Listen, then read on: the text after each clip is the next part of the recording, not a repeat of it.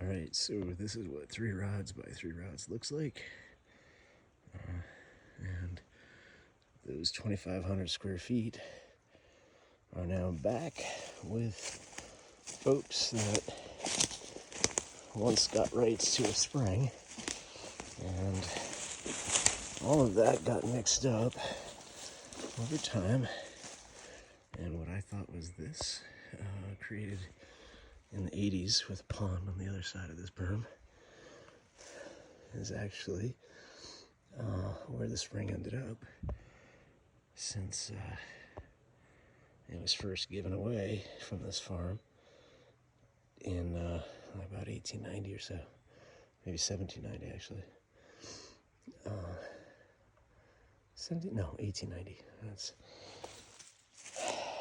a lot of days lately. So, point of this video is just to show the rock alignments here, and I've done this before.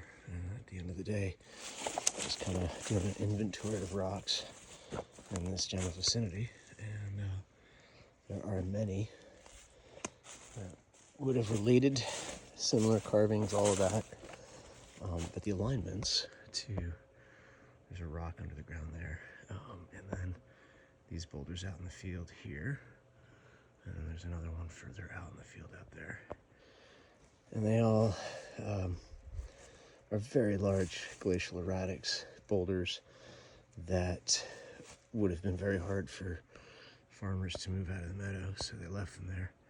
And typically there's a pile of rocks right to the side of it, and that's what they would have done, use those big boulders and place things by them to clear out the fields of rocks. So my theory is they're holding their general proximity of where they were originally deposited, not necessarily by glaciers, but rather by people who put the alignments of those stones together. Some people think that's impossible. I would counter the levels of statistical improbability from perfect alignments. Let me say that again, from perfect alignments of vectors with, last night I counted 12 boulders on the same alignment across this meadow, and then further to the south. So they linked all these lands together through these boulders and marker stones without a question in my mind. And so I was meeting with the folks who now are going to be using this water and taking it back up into a pipeline, which originally was, I think some people were speculating why it was being taken as if it was some government overthrow, and that was by no means the case. There was an abandoned well in my mind down there that I just thought nobody cared about and gave a damn about. So we worked it out, and we're going to keep working it out.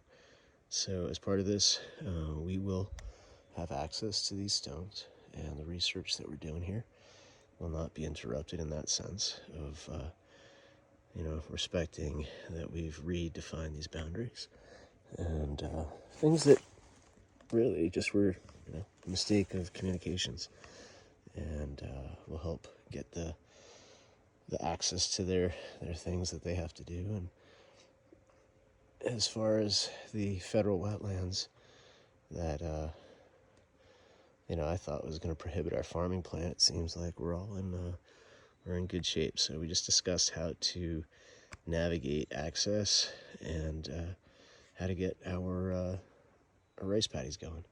So it is a good day, and I think with some of our wellheads up this direction, as I was showing to our neighbors, there's going to be a lot of water here, and the overflow of that, whatever we're using to not necessarily do the archaeological rock washing and plant growing, that extra water is going to end up coming out of the ground and running into this ecosystem as well. So downstream, where they pick some of the water up, they're going to benefit from that as well. So hopefully it's a dynamic that's sustainable for the long run. And I think the upside of it is that we now get to protect our rocks. Peace.